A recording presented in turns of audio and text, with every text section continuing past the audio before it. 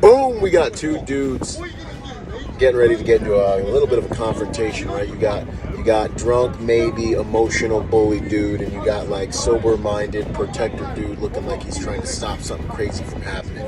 You know, it's kind of like, which dude do you think would win? Which dude do you think would win if it was a fair fight, right?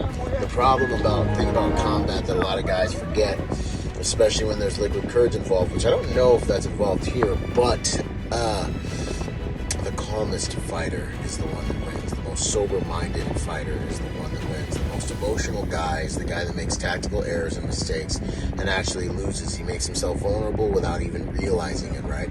Look at the hand placement in this encounter. Bully dude's got his hands down to the side. He's moving his hands around and stuff like that. But he is open. His center line is wide open. You got tactical peacemaker dude. He's testing bully dude. He's got his hands inside. Center line bully dude. He put his fist on the dude's chest. He knows that he has this area here to strike whenever he wants to strike. He knows he can do whatever he needs to do to deal with the situation, because he's over here testing this area right here, controlling the center of the dude's body, putting his hands all over him. This is kind of like probing, and this is judging space and judging distance. So you know when you come over to do whatever it is you want to do, you already understand the distance, you understand where and how, and all the different kind of your strike profile. He's building it out right now, right?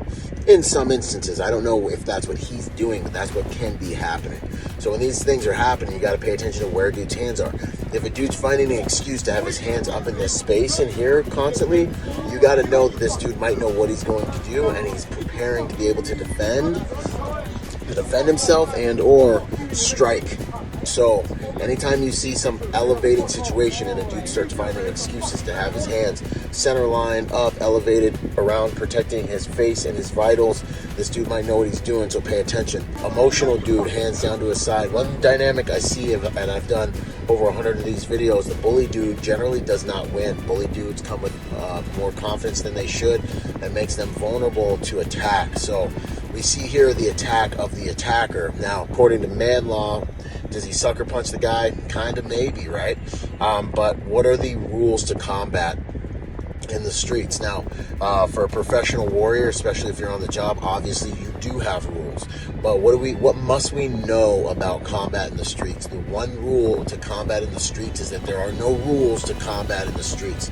Okay, so you must be ready for everything. So whilst it does look like, one, he escalated the situation, didn't use any type of restraint or anything else to move the guy out of the, didn't even lock him up, didn't do anything. He went straight from 1 to 100 with a strike, and this is why learning gentle arts like jiu-jitsu and different arts where you understand locks, or you can take the guy to the ground, and different arts where you can actually restrict and control a human being are good for optics when it comes to private security and or in self-defense situations, because obviously just knocking the guy out cold, the escalation of force may or may not have actually been there depending on what court of law you find yourself in. So while arts that have to do with striking and causing that catastrophic damage instantly are extremely effective for self-protection, personal protection, they might make you more vulnerable in the fight after the fight.